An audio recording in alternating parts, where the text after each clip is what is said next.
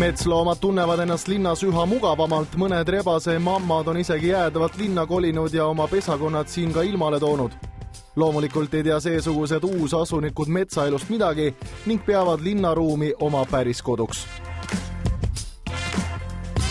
Enamasti kohtab metsloomi ikka äärelinnas, vahest satuvad nad ka siia kesklinna ja see eilne rebase poiss tuli just mööda seda Kaarli puiestee ülekäigurada siit üle tee ja läks Toompeale.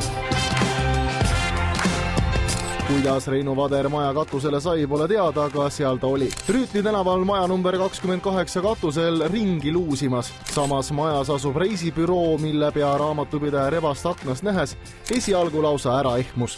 Õnneks oli fotoaparaat käepärast võtta ja pildid oma jutu tõestuseks saidki tehtud. Tõenäoliselt sattus uudishimulik rebane katusele Kikendi köki juures olevalt muldvallilt. Katuselt alla tulemiseks aga loomakesel enam mõistust polnud ja nüüd oli vaja juba päästjate abi. No selle rebasega läks niimoodi, et päästjad toimetasid sealt katuselt alla ja viisita siis metsa tagasi. See Reinu Vader paistis päris selline terve ja kõbus olema.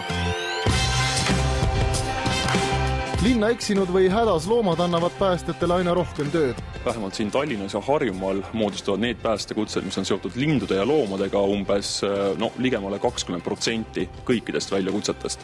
Et enamasti on päästjad sunnitud välja minema siis kajakate, vareste, kõik võimalike selliste lindude peale, kellel inimesed siis päästjad kutsuvad, et rebased on suhteliselt harv nähtus. Kassid on ka üks suur peavalu. No kassidega on niimoodi, et ega ükski kass ei ole meie teada vähemalt puuotsa kunagi ära surnud, aga kui loom tõesti nüüd vähemalt nädal aega puuotsas on ja sealt mitte kuidagi alla ei saa, et siis maksab ikkagi päästjad kutsuda. Pealinna tuletõrjujad said möödunud aastal kokku 4316 päästekutset.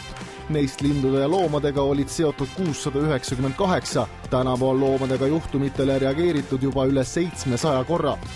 Aasta pole veel aga kaugeltki läbi.